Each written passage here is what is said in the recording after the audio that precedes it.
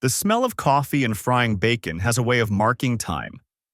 5:15 in the morning, same as always, and I'm already elbow deep in prep work at the Highway Haven. The neon sign outside flickers. Been meaning to fix that for 3 months now, casting pink and blue shadows across the empty parking lot. Route 40 stretches out in both directions like a promise nobody asked for. 15 years I've been running this place. Inherited it from Uncle Ray when he died. Back when I still thought I knew what I wanted from life. Turned out what I wanted was pretty simple. A clean grill, regular customers, and someone to come home to. 2 out of 3 ain't bad, I guess. The bell above the door chimes at 5:30 sharp. Tommy Hutchins, right on schedule. He drives long haul for Western Transport, always stops here on his way back from Reno.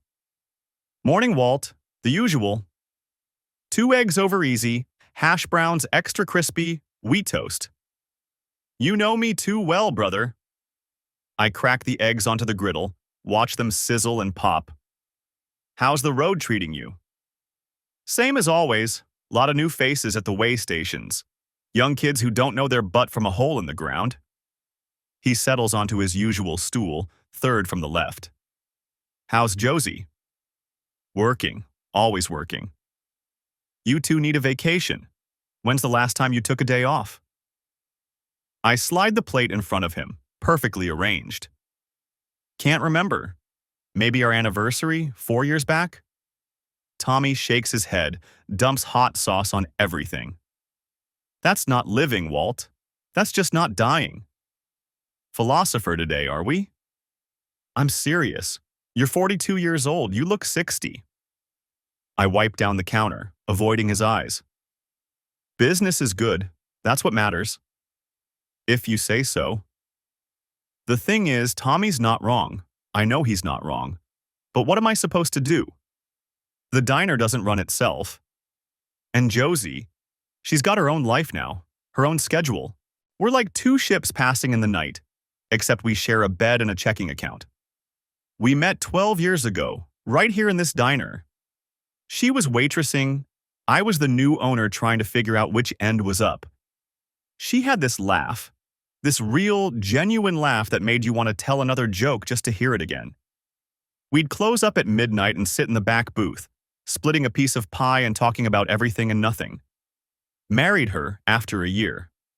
Moved into the apartment upstairs together. Those first few years were good. Better than good. She'd wake up before me, make coffee, leave little notes on the bathroom mirror. You're my favorite person. Don't forget to smile today. Stupid stuff that meant everything. Then somewhere along the way, it just stopped. Not dramatically. Not with a fight or a door slamming. It just faded out like an old photograph left in the sun. She quit waitressing 8 years ago. Said the grease smell was making her sick. The hours were killing her back. I told her to do whatever made her happy. She took a job at the Desert Rose Motel, out on the east end of town. Better benefits, she said. Day shift, she said. More time for us, she said. Except there wasn't more time. I'm here from 5 in the morning until 9 at night, 6 days a week. She works 6 to 2 at the motel, but by the time she gets home, she's exhausted. By the time I get home, she's asleep. We have this routine. Sunday mornings, that's our time. Except half the Sundays I'm swamped with the brunch crowd, and the other half she's too tired to do anything but watch TV in her pajamas. Sex once every 2 weeks, maybe. Quick, mechanical, like we're both checking a box on a to-do list. She never looks at me anymore. Not really looks, you know. She looks through me, past me, at the wall behind my head. But we still say I love you when we part ways in the morning. We still split the bills 50-50. We still have each other's backs, right? Right? It was a Tuesday when everything started to unravel, though I didn't know it at the time. Josie came home around 3 in the afternoon, later than usual, but I was in the middle of the dinner rush and didn't think much of it. She kissed my cheek, said she was going to take a shower, disappeared upstairs. When I finally closed up and climbed the stairs at 9:30, she was already asleep, or pretending to be. I noticed she smelled different. Not her usual scent. The industrial lemon cleaner from the motel mixed with her cherry blossom body lotion. This was something else. Something sharp and masculine. Cologne, maybe? Jose? I touched her shoulder. You awake? Tired. Did you guys change cleaning products at work? She rolled over, squinted at me in the darkness. What? You smell different, like cologne or something. Oh, yeah, we're testing new detergent for the linens. Industrial grade. Dale thinks it'll save money. She yawned, rolled back over. Can we talk in the morning? I'm exhausted. Sure, yeah, sleep. But I lay there for a while, staring at the ceiling, that smell lingering in my nostrils. It bothered me, but I couldn't pin down why. Eventually, I fell asleep. Looking back, that was the moment. That was when I should have known. But I didn't. I was too tired, too comfortable in my routine, too sure that Josie and I were solid. Idiot. The next 6 months passed in a blur of hash browns and coffee refills. Josie and I maintained our separate orbits, friendly planets that occasionally shared the same airspace but never quite collided. She seemed happier, actually, more energetic. She started wearing makeup to work again, something she hadn't done in years. New perfume, new underwear, I noticed when I was doing laundry. You look nice, I said one morning as she headed out. She smiled, kissed my cheek. Thanks, baby. Have a good day. You too. And that was it. No alarm bells, no suspicion, just nothing. I noticed the Tuesday pattern without really noticing it, if that makes sense. She'd be out later on Tuesdays. Training sessions, she said. Inventory days. Deep cleaning. Always some explanation that made sense. I never questioned it. Why would I? We'd been together for 12 years. Married for 11. You don't throw away 11 years over a hunch, a feeling, a bad smell. But the universe has a funny way of forcing your hand. It was a Wednesday morning, middle of March, when Josie forgot her lunch on the kitchen counter. I found it around 6:30, sitting there like an accusation. Brown paper bag, her name written on it in purple marker. She was meticulous about her lunch. Always packed it the night before, always took it with her. I thought about driving it to the motel, but the breakfast crowd was already trickling in. Tommy and his eggs, Sandra from the hospital cafeteria and her black coffee, Luis from the construction crew and his crew of 5, all wanting pancakes and bacon. Sorry, Jose, I muttered to the empty apartment. You'll have to survive on vending machine food today. I set the bag aside and forgot about it until closing time. 9:30, cleanup done, grease traps emptied, floors mopped. I grabbed the lunch bag on my way upstairs, figuring I'd leave it on the counter so she'd see it in the morning. But something made me look inside. Maybe curiosity, maybe instinct, maybe God or fate or whatever you want to call the thing that knows you're about to get hit by a truck and tries to warn you. Half a sandwich, turkey and Swiss, her favorite. An apple. And crumpled napkins, shoved in to keep everything from shifting around. I pulled out the napkins to throw them away. One of them was from my diner. The Highway Haven logo in that stupid retro font I'd had designed when I first took over. And on the napkin, in pen, in handwriting that definitely wasn't Josie's, Route 66, Block of Horse, my queen, 10 Towel 15, KB. I stood there, holding that napkin, staring at the words until they stopped making sense. Route 66, 10 Towel 15. That was 2 weeks ago, the Tuesday she called in sick to work. The Tuesday I made her soup and left it in the fridge because she said she had a migraine and was spending the day in bed. KB. My queen. My hand started shaking. The napkin crumpled in my fist. I sat down at the kitchen table, smoothed it out, read it again. And again. And again. Maybe I was overreacting. Maybe KB was a coworker. Maybe my queen was some inside joke. Maybe Route 66 was a… what? A bingo game? A trivia night? But the napkin was from my diner. From the place I'd built, the place I'd poured my life into. And someone, KB, had used it to write a note about my wife. I didn't sleep that night. Just sat at the table, that napkin in front of me, running through scenarios. None of them good. Thursday morning, I acted normal. Kissed Josie goodbye, asked about her day, pretended my world wasn't tilting sideways. "You okay?" she asked, pausing at the door. "You look tired."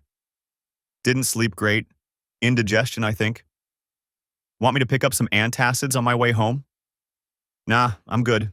Have a good day." "You too, baby." She left. I stared at the closed door for 5 solid minutes. Then I opened our joint banking app on my phone. Scrolled through the last 6 months of transactions. Nothing suspicious, groceries, gas, utilities. But she'd been withdrawing cash, $40, $50, $60 at a time, every week or two. When I asked about it a month ago, she said it was for groceries and gas. Except our grocery bills were already on the card, and her car barely used any gas since the motel was only 15 minutes away. I made a list. Tuesday pattern. Extra cash withdrawals. The cologne smell. The napkin. 10:15 migraine. Individually, they meant nothing. Together, they painted a picture I didn't want to see. I called in sick Thursday afternoon, told Maria, my head waitress, that I had food poisoning and needed her to close. She gave me a concerned look. I never called in sick, but didn't argue. "Boss, you sure? You look, I don't know, off. Like more than just food poisoning off." "Just need to rest, Maria. I'll be fine by tomorrow." "Okay, but if you need anything, call me. I mean it." "Thanks." I drove to the Desert Rose Motel, parked in the gas station lot across the street, engine running, watching. My hands were sweating on the steering wheel. Part of me hoped I was wrong. Hoped I'd sit there for 2 hours, see nothing, go home and throw away that stupid napkin and forget this whole thing. Josie's car was there. Blue Honda Accord, slightly rusty around the wheel wells. Parked in the employee section. And in the far corner of the lot, near room 7, was a semi-truck. Big rig, the kind that hauls freight cross-country. Company name on the side, Midwest Freight Lines. The license plate was partially obscured by mud, but I could make out enough digits to know it was the same truck I'd seen Tuesday when I'd driven by. I sat there for 2 hours, watched people come and go. A family with 3 screaming kids checked into room 3. An elderly couple shuffled slowly toward room 12. A salesman type with a rolling suitcase went into room 9. At 1:45, Josie exited the main office, pushing a cleaning cart toward the rooms. She was wearing her uniform, teal polo shirt with the Desert Rose logo, khaki pants. Her hair was pulled back in a ponytail. She looked normal, professional, like the woman I'd been married to for 11 years. She paused at room 6, knocked, did a quick clean. 15 minutes, in and out. Then, room 7. She knocked. The door opened. I couldn't see who opened it from my angle, but she smiled. That smile, the one I used to see every morning over coffee, and stepped inside. The door closed. I waited. 2 o'clock came and went. 2:15. 2:30. The semi-truck sat silent in the afternoon sun, chrome gleaming, curtains drawn in the cab. My phone buzzed. Text from Maria. "Hope you feel better, boss. Luis wants to know if we still have apple pie for tomorrow." I typed back, "Check the freezer. Should be 2 left." 2:45. Nothing. The motel was quiet. A maid I didn't recognize came out of room 10, moved her cart to room 11. The wind picked up, scattering old receipts across the parking lot. At 2:53, The door to room 7 opened. Josie stepped out first. Her ponytail was messier, loose strands falling around her face. She was adjusting her uniform shirt, tucking it in. Her pants had a wrinkle across the front, like she'd been sitting or lying down. And then he stepped out behind her. Tall guy, maybe 6'2", broad shoulders, bearded. Trucker cap pulled low, flannel shirt rolled up to his elbows. He said something I couldn't hear. She laughed, touched his chest, ran her hand down his arm. He pulled her close. Not a side hug, not a friendly goodbye. He cupped her face with one hand, tilted her chin up, and kissed her. Not a peck. Not a friendly goodbye. A real kiss. The kind of kiss that says, I know your body. I've been inside you. I'll see you again soon. She kissed him back. Her hand slid into his hair. They stood there for what felt like an hour, but was probably 30 seconds, kissing in the shadow of room 7 like they had all the time in the world. When they finally broke apart, she was smiling, glowing. She touched his face one more time, said something that made him grin, then walked back toward the main office with her cleaning cart. He watched her go, lit a cigarette, leaned against his truck and smoked, staring at nothing, looking satisfied. My hands gripped the steering wheel so hard I thought it might snap. My vision tunneled. All I could see was Josie, my wife, my partner, the woman I'd built a life with, kissing another man in the parking lot of a motel like it was the most natural thing in the world. The truck driver finished his cigarette, climbed into his cab, and pulled out of the parking lot. The truck rumbled past the gas station, and for a split second I saw his face clearly. Young, maybe mid-30s, good-looking in that rugged, outdoorsy way. The kind of guy who probably had a girl in every truck stop between here and Chicago. And one of those girls was my wife. 2:30 rolled around. She should have been off shift at 2, but her car was still there, and she was still in room 7. At 2:45, the door opened. Josie stepped out first, adjusting her motel uniform, hair messier than it should be, smoothing down her shirt. And then he stepped out behind her. Tall guy, maybe 6'2", bearded, wearing a trucker cap and a flannel shirt. He said something that made her laugh. She touched his chest, leaned in, and they kissed. Not a peck. Not a friendly goodbye. A real kiss. The kind of kiss that says, I'll see you soon, and I can't wait. My hands gripped the steering wheel so hard I thought it might snap. My vision tunneled. All I could see was Josie, my wife, my partner, the woman I'd built a life with, kissing another man in the parking lot of a motel. She got in her car and drove away. He climbed into his truck, lit a cigarette, and sat there for another 10 minutes before pulling out onto the highway. I sat there until dark. Didn't cry, didn't scream. Just sat there, feeling everything and nothing at the same time. When I finally drove home, Josie was in the kitchen making dinner. Spaghetti, her go-to lazy meal. The smell of garlic and tomato sauce filled the apartment. She was humming. Actually humming, like she didn't have a care in the world. Hey baby, how are you feeling?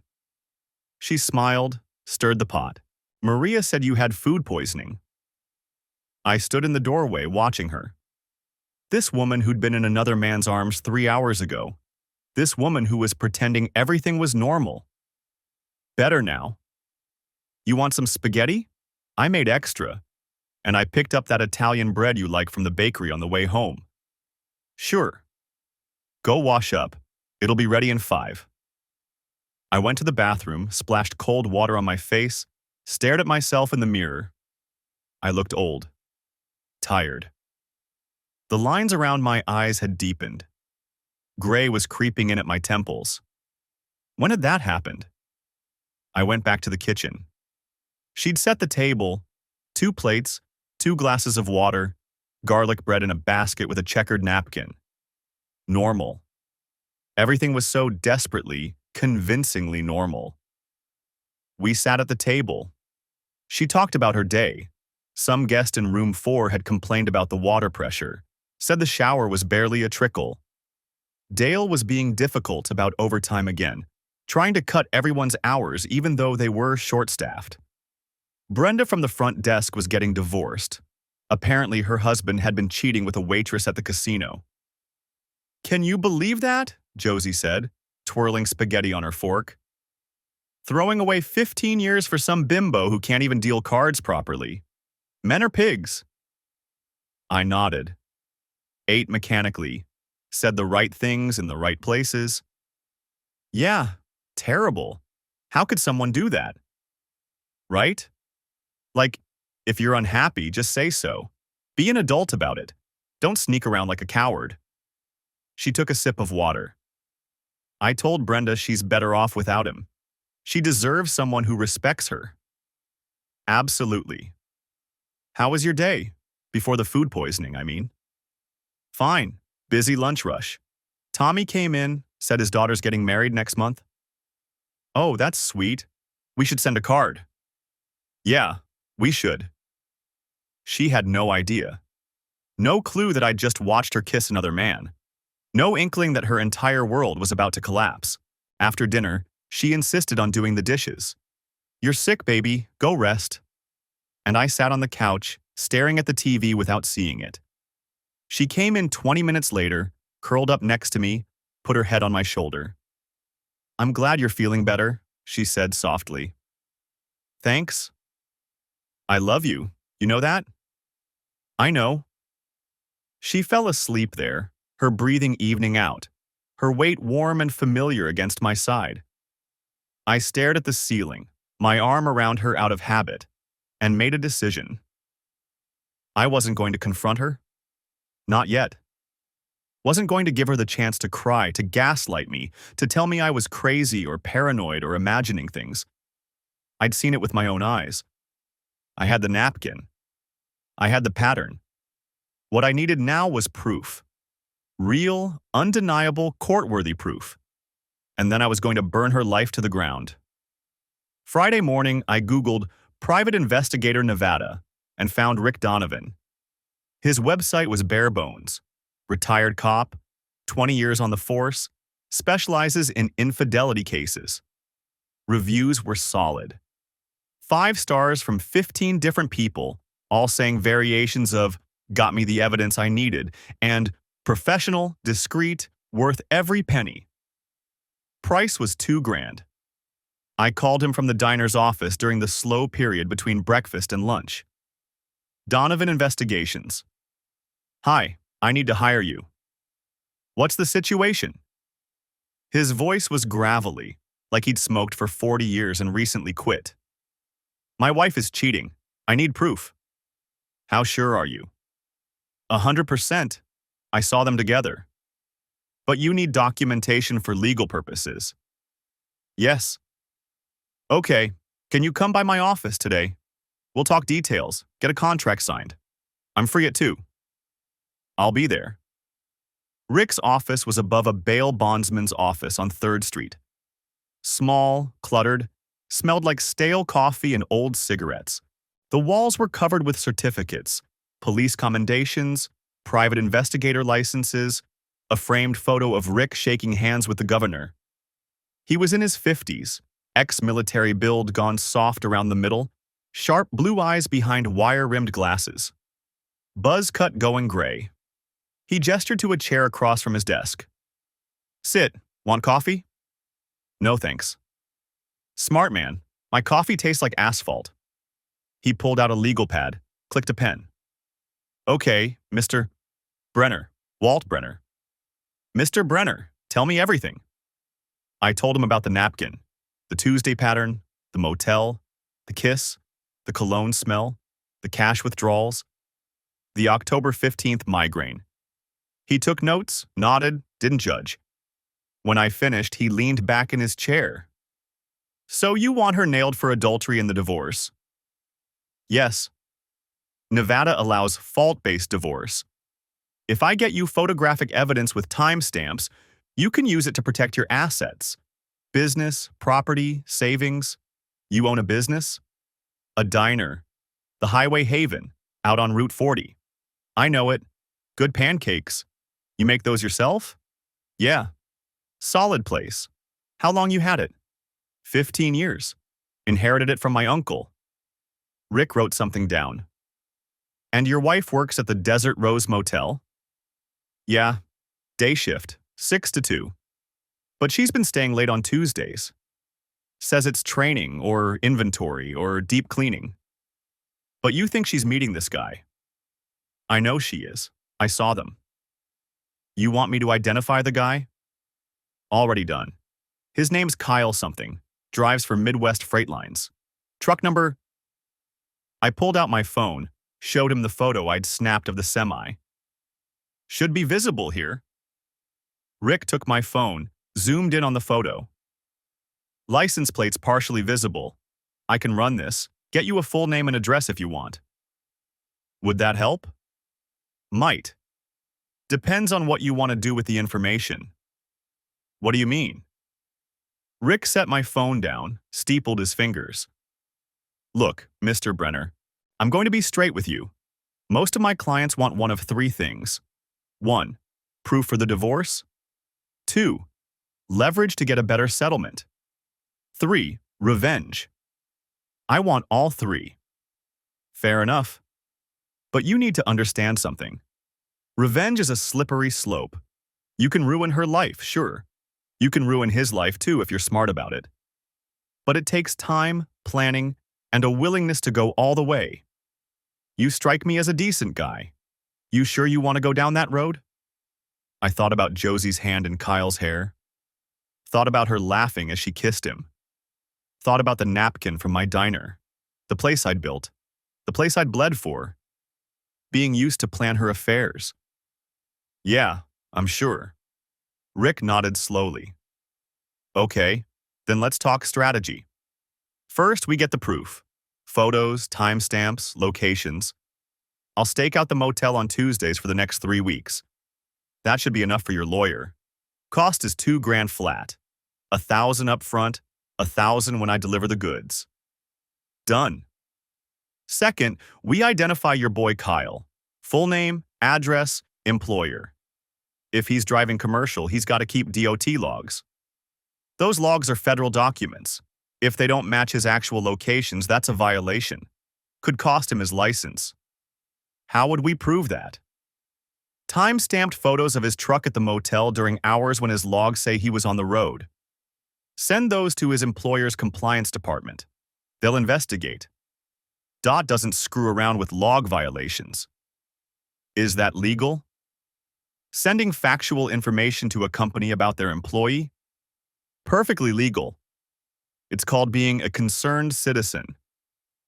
I smiled for the first time all day. I like the way you think. I've been doing this a long time, Mr. Brenner. Cheaters think they're so clever, but they always leave a trail.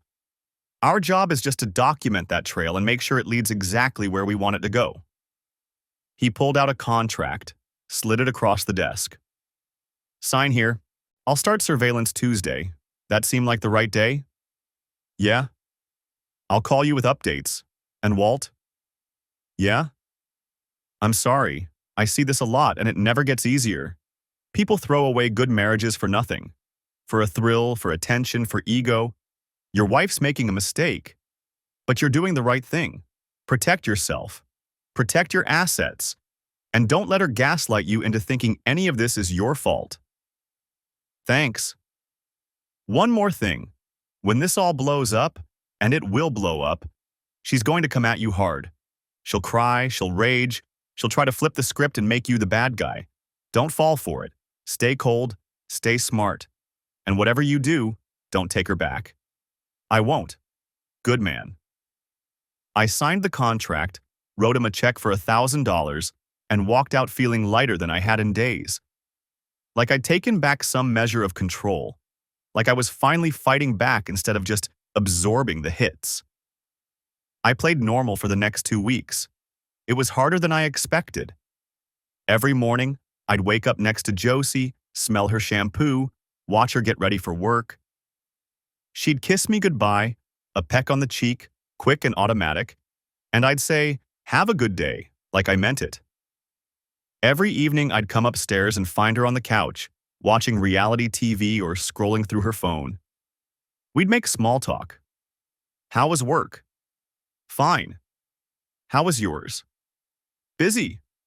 "What do you want for dinner?" "I don't care, whatever you want." We had sex twice during those 2 weeks. Both times on Thursday night, like clockwork. She initiated, which surprised me. Climbed on top of me, moved mechanically, finished quickly, then rolled over and went to sleep. I stared at the ceiling afterward, wondering if she was thinking about him, if she was comparing us, if I even measured up anymore. On the second Tuesday, I almost broke. Almost drove to the motel, burst into room 7, and caught them in the act. But Rick had warned me. "Stay away. Don't tip your hand. Let me do my job." So I stayed at the diner, flipped burgers, poured coffee, smiled at customers, and tried not to think about what my wife was doing 20 miles away. Maria pulled me aside during the lunch rush. "Boss, you okay? You seem, I don't know, distracted." "I'm fine." "You sure? Because you just put salt in Mrs. Henderson's coffee instead of sugar, and you never make mistakes like that." I looked at the coffee cup in front of me. Sure enough, salt shaker instead of sugar bowl. "Sorry, I'll remake it." "Walt." She put her hand on my arm. "If something's going on, you can talk to me. I've been working here for 8 years. I care about you." "I appreciate that, Maria, really. But I'm fine, just tired." She didn't believe me, but she let it go. The second Thursday night, after we'd had our obligatory sex and Josie was snoring softly beside me, I went to the bathroom and stared at myself in the mirror. I looked like garbage. Dark circles under my eyes. Lines I didn't remember having. Gray hair creeping in at an alarming rate. I thought about confronting her. Right then. Waking her up and asking her point blank, "Are you having an affair with a trucker named Kyle?" But what would that accomplish? She'd lie, or cry, or both. She'd promise it was over, beg for another chance, swear it meant nothing. And I'd be left with no proof, no leverage, no way to protect myself in the divorce. So I went back to bed, lay there in the dark, listened to her breathe, and waited for Rick's call. It came the following Thursday during my afternoon prep. "Got your proof." My heart rate picked up. "Already?" 3 Tuesdays in a row. Same pattern every time. She enters room 7 around 2, leaves around 4, kisses the guy by his truck every time. I've got photos, timestamps, even the truck's license plate and DOT number. Good. You want me to keep going, or is this enough? It's enough. I'll send the files to your email. You'll have them in 15 minutes. Check them. Make sure you're satisfied, then I'll send you an invoice for the final 1,000. Rick, thank you. Don't thank me yet. The hard part's just beginning. You ready for this? Yeah, I'm ready. He sent the files. I opened them in my office, door locked, phone silenced. 43 photos in total. High resolution, professionally shot, impossible to dispute. Photo 1, Josie's car in the motel parking lot, timestamp 1:58 p.m. Photo 2, Josie pushing her cleaning cart toward room 7, timestamp 2:03 p.m. Photo 3, Josie entering room 7, door held open by a man's arm, timestamp 2:12 p.m.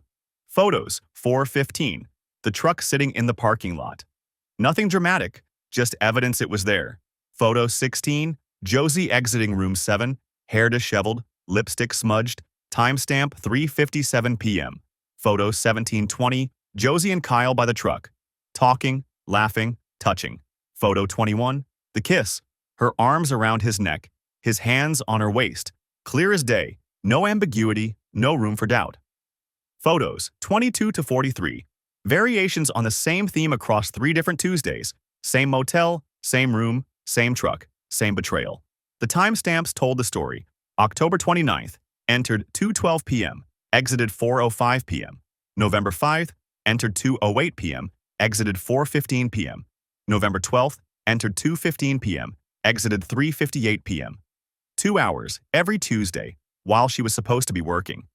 I saved the files to 3 different locations: my computer, a thumb drive, and the cloud. Printed a set for myself and locked them in the safe behind the grill. Made sure there was no possible way to lose this evidence.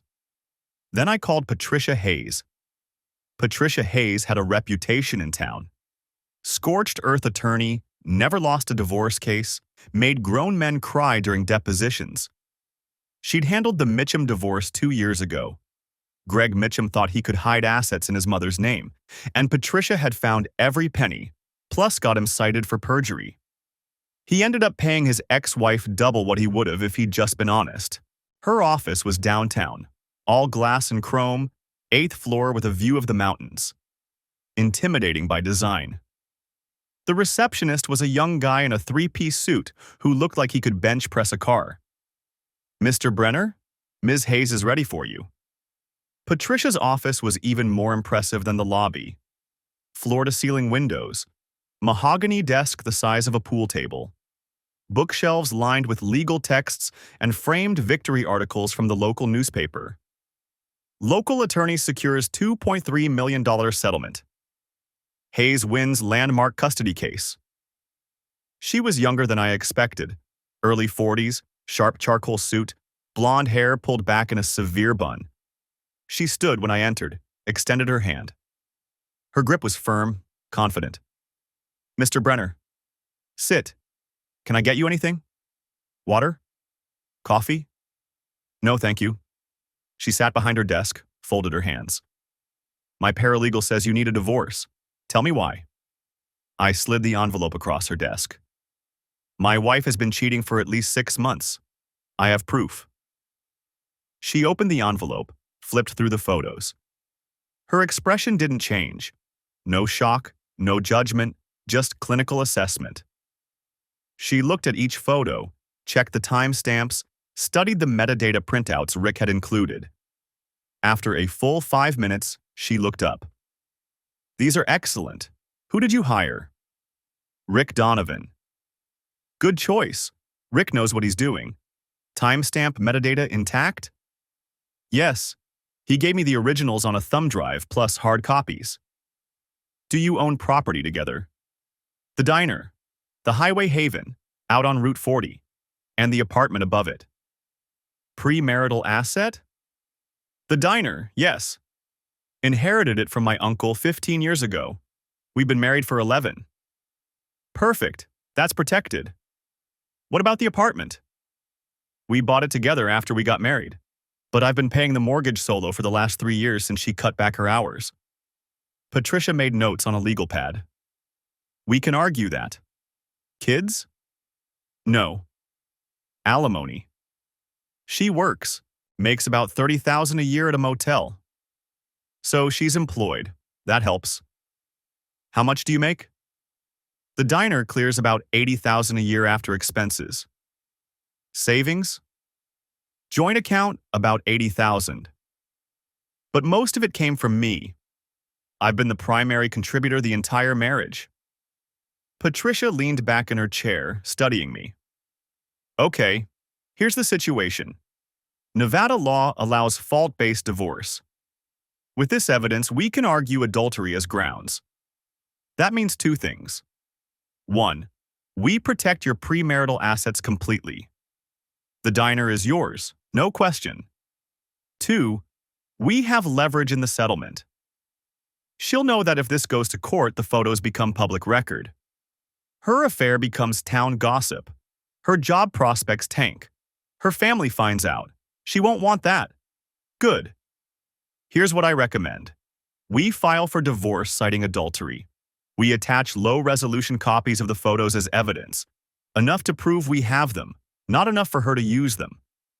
We offer a flat settlement, $15,000 cash. She keeps her car, you keep everything else. No alimony, no ongoing financial ties. Clean break. What if she fights it? Then we go to court. We present the full resolution photos, the private investigator's testimony, the timeline of her affair. We document every lie, every fabricated excuse, and we make sure the judge knows that she was committing adultery on company time, potentially violating her employer's code of conduct. She'll lose, and she'll lose publicly. I leaned forward. How do we make sure she doesn't try to drag this out? Make it ugly? Patricia smiled. It wasn't a warm smile. We make the alternative worse. The settlement offer is generous, considering what she's done.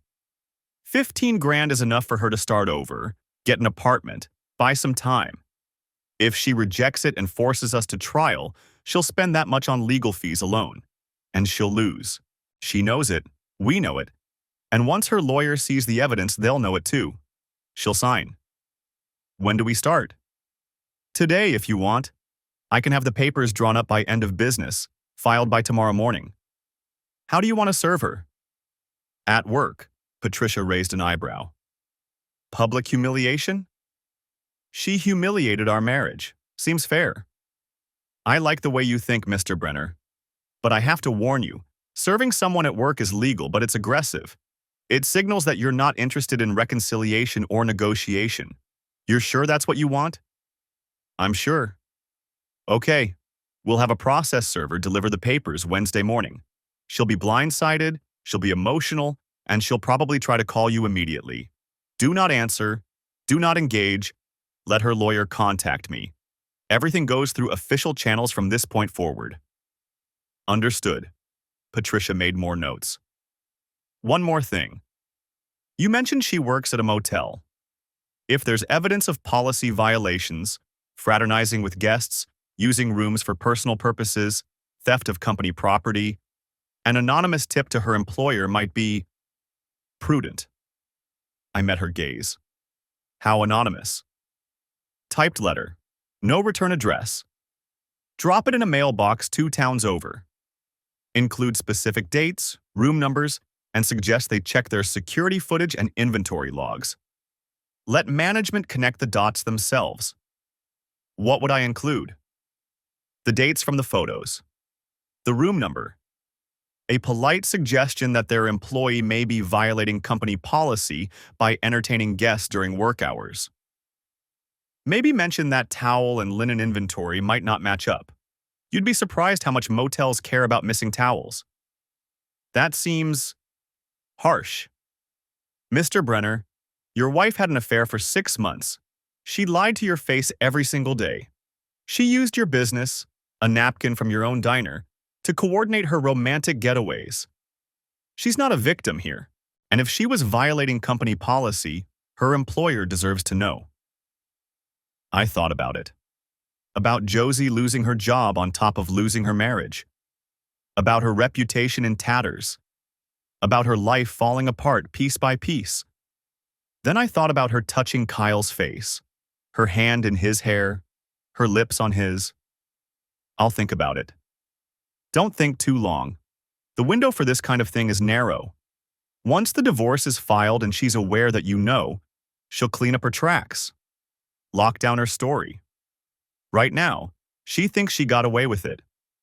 That's when people are most vulnerable. How much do you charge?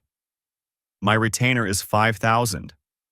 That covers the divorce filing, settlement negotiations, and basic representation. If we go to trial, we bill hourly, $3.50 an hour. But based on this evidence, I doubt we'll need to. She'll settle. I wrote her a check for $5,000. Felt sick doing it, but it was necessary. One last question, I said. When this is all over, when she's gone and the divorce is final, does it get better? Patricia's expression softened slightly. It gets different. The anger fades. The betrayal stings less. You'll wake up one day and realize you haven't thought about her in a week, and then you'll meet someone who actually deserves you. But it takes time, and you have to let yourself heal. Thanks. Don't thank me yet. Thank me when this is over and you're free. I left her office feeling like I'd just declared war, which I suppose I had. Wednesday came too fast and not fast enough. I couldn't sleep Tuesday night, kept checking my phone even though I knew nothing would happen until morning. At 4 a.m., I gave up and went downstairs to prep for breakfast service. Tommy came in at 5:30, same as always. Settled onto his stool, ordered his usual. "You look like hell, Walt." "Thanks." "I'm serious. You sick or something?" "Just didn't sleep great." "You working too hard. You need a vacation. When's the last time you and Josie went somewhere?" I cracked his eggs onto the griddle, watched them sizzle. "Can't remember." "That's not healthy, brother. You're going to work yourself into an early grave." If only he knew. At 9:45, I got a text from Patricia's paralegal. "Process server en route. ETA 10:15. I texted back. "Understood." Maria noticed me checking my phone. "You okay, boss? You been jumpy all morning?" "I'm fine." At 10:12, my phone buzzed. "Patricia. Papers delivered. Expect contact within the hour. Do not respond to her directly." I put my phone on silent. Went back to the grill. Made a burger for a customer. Refilled coffee cups. Pretended everything was normal. My phone lit up at 10:50. Josie. 5 missed calls in 30 seconds. Then the texts started rolling in. "Walt, what the hell, you can't do this. Call me right now, adultery? Are you insane? Walt, answer your phone." I blocked her number, took a deep breath, kept working. She showed up at the diner at 11:30. I was in the middle of the lunch rush, every table full, tickets piling up. She burst through the door like a hurricane, red-eyed, clutching the divorce papers. The whole diner went quiet. "Walt, we need to talk, now." I looked up from the grill. "I'm working." "I don't care. You can't just—" "Adultery? What the hell are you talking about?" Every customer was staring. Maria had frozen mid-pour, coffee pot hovering over a cup. Tommy was halfway through his burger, watching like this was better than cable TV. "Josie, this isn't the place. You made it the place when you had me served at work, in front of everyone. Do you know how humiliating that was?" "I can imagine." "We can work this out, please. We just need to talk." "No." "Walt, please." Her voice cracked. "I made a mistake. It was stupid. It meant nothing. But we've been together for 12 years. You can't throw that away over one mistake." I turned off the grill, wiped my hands on my apron, looked at her directly for the first time. "It wasn't one mistake, Josie. It was 6 months of lies. 6 months of looking me in the eye every morning and lying to my face. 6 months of sneaking around behind my back with a truck driver in a motel room." Her face went pale. "How did you—" "Photos, timestamps, license plates. I know everything. The Tuesdays, room 7, Kyle Brennan from Midwest Freight. I know about October 15th when you called in sick and spent the day with him instead. I know you used a napkin from this diner, from our place, to plan your road trips." She looked around, realized everyone was listening. "Can we please talk about this in private?" "No. You want to talk? Talk to my lawyer, Patricia Hayes. Her number's in the divorce papers." "You hired Patricia Hayes? Walt, she's ruthless. She'll destroy me." "You destroyed our marriage. She's just handling the paperwork." Josie started crying. Big, heaving sobs. "I don't know what I was thinking. He made me feel special. You were always here, always working, and I was lonely. I'm so sorry. Please, we can go to counseling. We can fix this. I packed your things. They're upstairs in 3 suitcases by the door. You have 2 weeks to sign the settlement agreement. 15,000, your car, and you walk away. If you don't sign, we go to court, and every photo, every text, every lie becomes public record." 15,000? That's it? After 11 years of marriage? You're lucky you're getting that much. What about the diner, the apartment, the savings? Mine. The diner was mine before we got married. The apartment, I've been paying the mortgage, the savings, mostly my money. Read the papers. It's all in there. She grabbed my arm. Walt, please. I love you. I made a mistake, but I love you. I pulled away. You don't love me. You love security. You love having a place to live and someone to split the bills with. But you don't love me.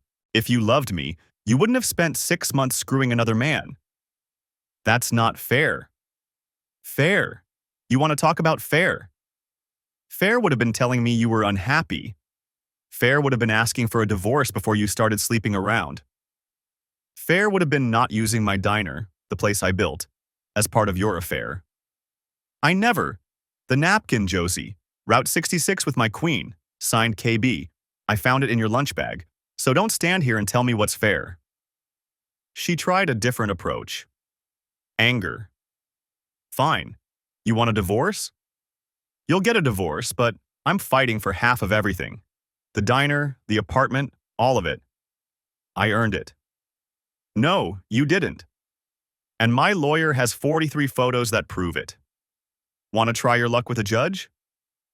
You're bluffing.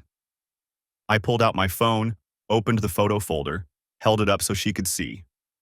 Her face in high definition, kissing Kyle by his truck. Her expression crumbled. You had me followed? Hired a private investigator. Best $2,000 I ever spent. You are unbelievable, you know that? Vindictive and petty and… Get out of my diner. It's our diner. No, it's my diner. It was mine before you.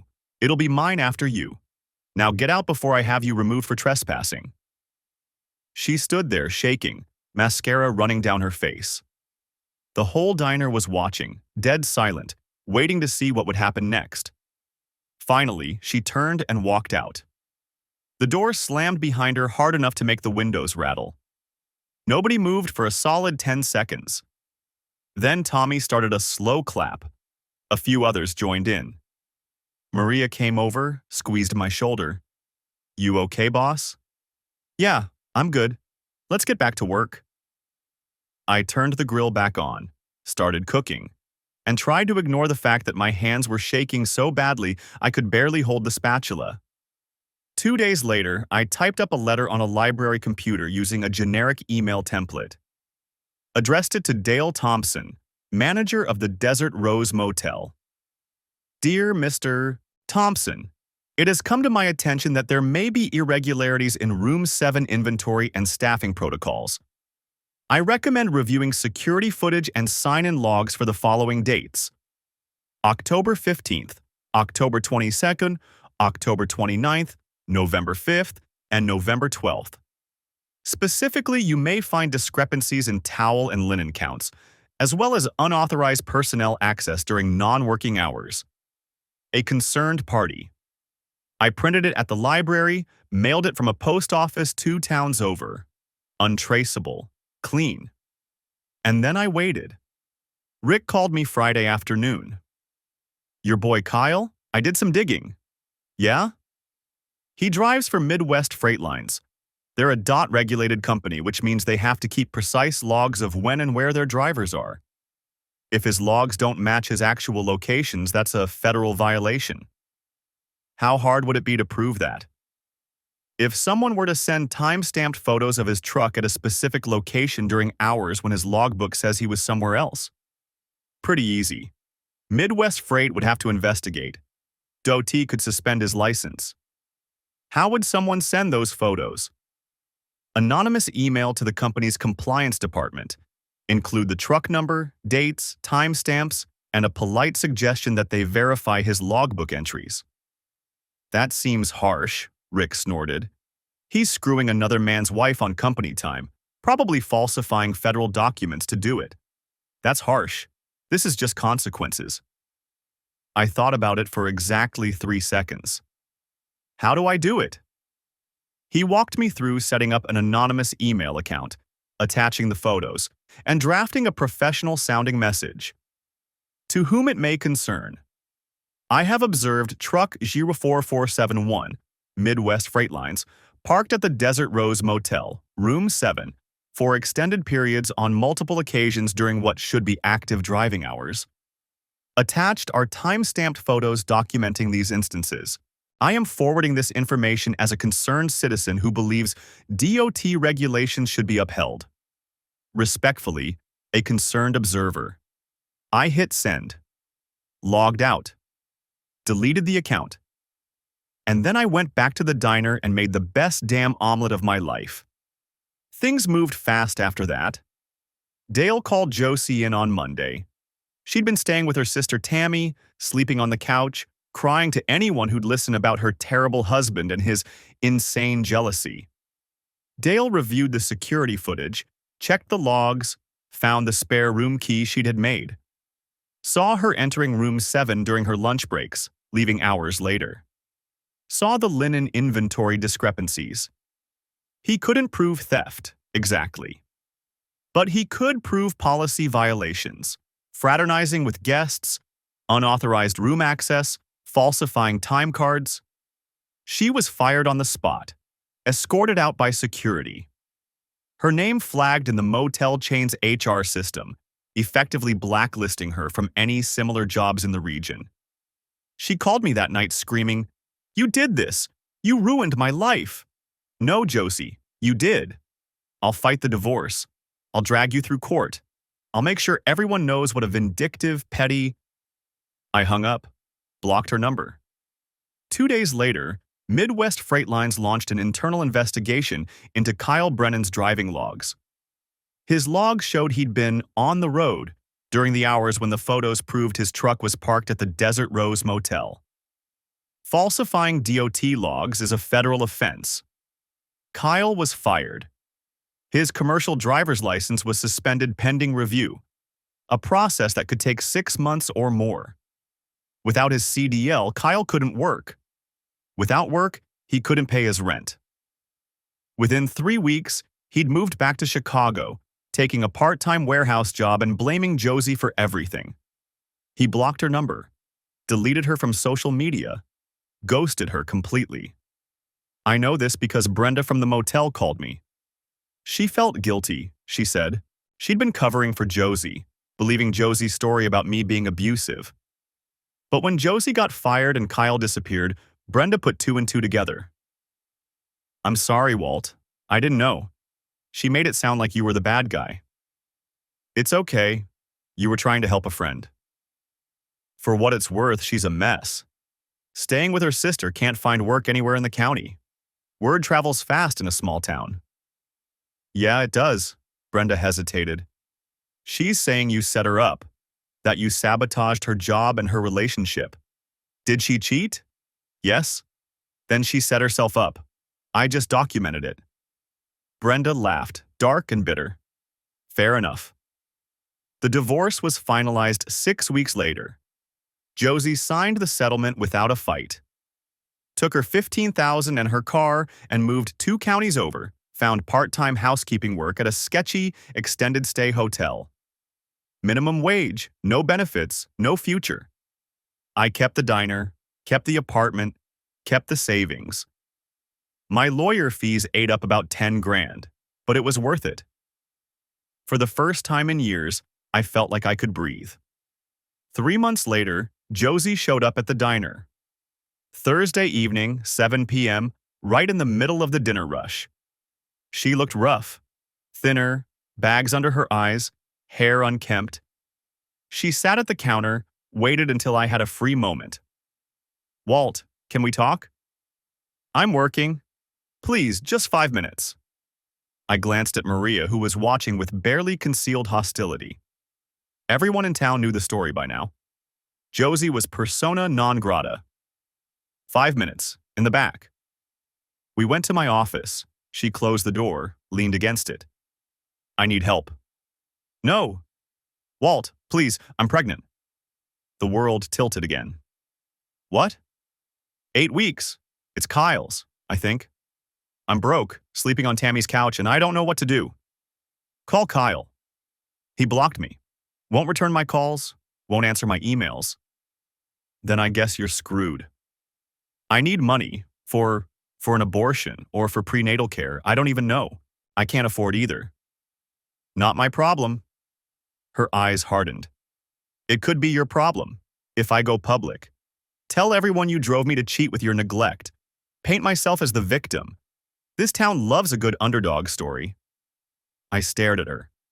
You're threatening me? I'm desperate. Get out. Walt, get out. She left. I stood in my office, shaking with rage. She'd cheated, lied, destroyed our marriage, and now she was threatening to ruin my reputation unless I paid her off. I called Patricia Hayes. She's pregnant and threatening to go public? Yes. We can get a restraining order, harassment charges if she follows through. Or, Patricia was quiet for a moment. Or you pay her to disappear. NDA, binding contract, she leaves the state and never contacts you again. 5,000, maybe 10. That's extortion. Technically, it's a settlement, and it might be cheaper than fighting her in the court of public opinion. I thought about it. Small-town gossip was vicious. Even if I was right, even if I had proof, Josie could still poison the well, hurt my business, make my life miserable. 5,000. NDA. She leaves the state, never contacts me again. I'll draft the paperwork. We met at Patricia's office the following Tuesday. Josie signed the NDA, took the check, and left without a word. Patricia said she'd already bought a bus ticket to Oregon. Her cousin had a spare room.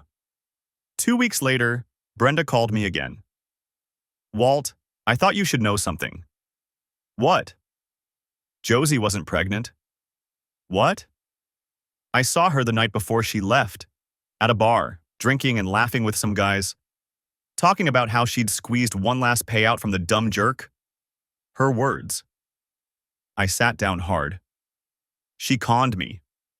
Yeah, but the NDA still stands, right? She's gone, and you're free. Yeah. For what it's worth, she's miserable. Tammy stopped taking her calls. Everyone knows what she did. She'll be starting from zero in Oregon with a reputation that'll follow her eventually. Good. Brenda hesitated. You doing okay? Getting there. You deserve better, Walt. You really do. Thanks. She hung up. I sat in my office staring at the NDA, framed on the wall behind my desk. Under it, a small typed note. The cost of closure. Was it worth $5,000 to never see Josie again? Yeah, it was. 4 months after the divorce finalized, I hired a new waitress. Emma Lane, 34, widow, new to town. She walked into the diner on a Tuesday morning. No appointment, no phone call ahead of time. Just walked in with a resume in one hand and a pie carrier in the other. Are you Walt? She asked. Yeah, can I help you? I heard you might be hiring. I'm Emma Lane. I'm a hard worker, I'm reliable, I show up on time, and I make the best pies in 3 counties. This is blueberry with a lattice crust. Consider it a bribe. She set the pie carrier on the counter, opened it. The pie was gorgeous. Golden crust, perfect lattice weave, blueberry filling visible through the gaps. It smelled like heaven. You made this? This morning. I've got references if you want them, but I figured the pie would speak for itself. I grabbed 2 forks, cut us each a slice, took a bite. Best pie I'd ever tasted. Buttery crust, just the right amount of sweetness, blueberries that tasted like actual fruit instead of canned filling. You're hired, she blinked. Just like that? Just like that. When can you start? Tomorrow?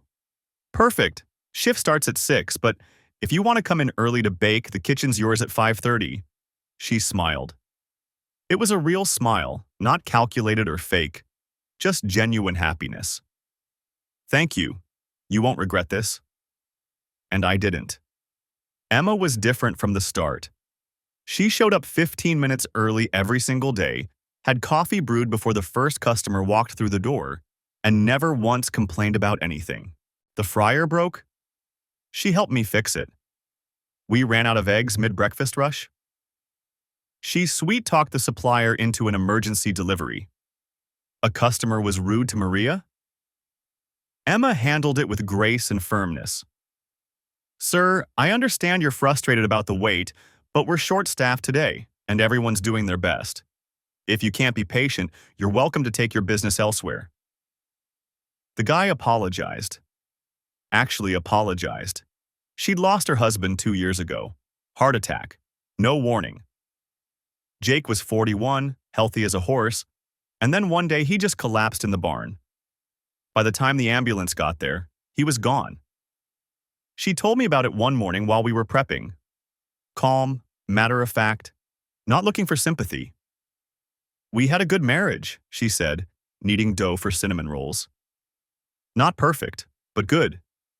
He was kind, made me laugh, never forgot our anniversary. I miss him. But I'm not haunted by him, if that makes sense. I loved him, he loved me, and he's gone. Life goes on. That's a healthy way to look at it. Therapy helps. So does staying busy. This job, baking, keeping my hands moving, it's better than sitting around feeling sorry for myself. You ever think about dating again? She glanced at me, then back at her dough. Maybe, if the right person came along. But I'm not looking. I figure if it's meant to happen, it'll happen. We talked like that a lot. Early morning conversations while the diner was still empty. Just the two of us, and the hum of the refrigerator. She told me about the farm she and Jake had owned, how she'd sold it because it hurt too much to stay. How she'd moved to town with no plan, just a need for something different. What about you? She asked one day. Maria mentioned you got divorced recently. You doing okay? Yeah, better than I expected, actually. Was it bad? She cheated, for months. Lied about it the whole time. I found out, hired a lawyer, and now she's gone. Emma nodded. Good for you. A lot of people would have tried to make it work, let themselves get walked all over. Takes guts to walk away. Didn't feel like guts at the time. Felt like survival. That's what guts are. Doing what you have to do even when it hurts. After a month, I realized I was looking forward to her shifts. Not just because she made great pies or handled difficult customers with ease, but because she made me laugh. Made me remember what it felt like to enjoy someone's company without constantly wondering if they were lying to me. We started staying after closing. Just talking, nothing romantic. She'd bring a pie, I'd make pancakes or omelets, and we'd sit at the counter swapping stories. She told me about growing up in Montana, about her dad teaching her to make pies when she was 8 years old. I told her about inheriting the diner from Uncle Ray, about the first year when I almost went bankrupt 3 separate times. You ever think about expanding? She asked one night. Like adding more seating or a second location. Thought about it, but I like it small, personal. Everyone knows everyone. I get that. Jake and I had the same philosophy with the farm. Could have bought the adjacent property, doubled our land. But then it wouldn't have felt like home anymore. Just felt like work. Exactly. 3 months after she started, I asked her to stay late one Saturday. Closed the diner at 8 instead of 9, locked the doors, and made her dinner in the empty restaurant. What's the occasion? She asked, watching me cook. No occasion. Just felt like making dinner for someone who isn't a customer. Dangerous territory, Walt. Why's that? Because I could get used to this. She was smiling when she said it, but there was something serious in her eyes. Would that be so bad? No, I don't think it would. We ate at the counter. Steak, potatoes, roasted vegetables. I opened a bottle of red wine I'd been saving for no particular reason. We talked until midnight, and somewhere around 11:30 I realized I'd been staring at her for the last 5 minutes without saying anything. What? She asked. You're really pretty. She laughed, a real laugh that made her eyes crinkle. You're just now noticing? No, I noticed the first day. I'm just now saying it out loud. Well, thank you. You're not so bad yourself, you know. I'm 42 years old and I smell like fryer oil. You're 42 years old and you own a successful business and you make a mean pancake. The fryer oil is just part of your charm. We kissed that night. Soft, tentative, both of us a little scared. When we pulled apart, she touched my face. "This okay?" she asked. "Yeah. This is okay." We didn't rush it after that. No dramatic declarations. No moving in together after 2 weeks. We just kept showing up for each other. She'd come upstairs after her shift. We'd watch TV or cook dinner together. On her days off, she'd still come in to bake because she said she liked the routine. 6 months in, she left a toothbrush in my bathroom. I didn't say anything, just moved mine over to make room. A week later, she brought over a change of clothes, then a few books, then her coffee mug.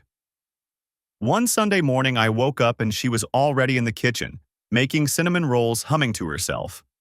Still in my t-shirt, hair messy, completely at home. "Morning," she said when she saw me. "Coffee's ready."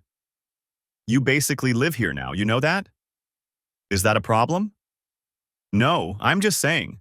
You might as well move in officially. Stop pretending you still live at your rental." She turned to face me, flower on her hands. "You sure?"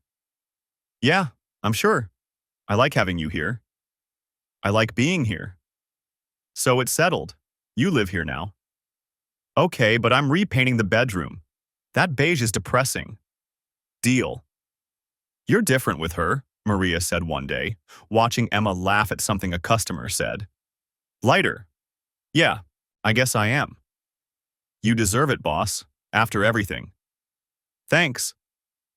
1 year after the divorce, I was taking out the trash when I saw a familiar car drive past. Blue Honda Accord, rusty around the wheel wells. Josie.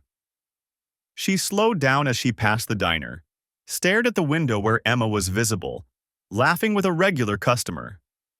Then she sped up and kept driving. Didn't stop. Didn't come in. Just kept going, heading west toward the highway. I stood there, trash bag in hand, watching her disappear. Felt nothing. No anger, no satisfaction, no lingering bitterness. Just nothing. "You okay?" Emma appeared beside me, wiping her hands on her apron. "Yeah, I'm good." "Who was that?" "Nobody important." She looped her arm through mine, leaned her head on my shoulder. "Good. Come on, I made cinnamon rolls for tomorrow. Want to steal one while they're still warm?" "You're a bad influence." "That's what makes me fun." We went back inside, and I locked the door behind us. The diner was quiet, the highway humming in the distance. Upstairs, the apartment smelled like cinnamon and vanilla. Emma put on music, poured us both coffee, and we sat at the counter eating stolen cinnamon rolls and planning the week's specials. Life went on. Simple, steady, good. And I was finally, genuinely, okay with that.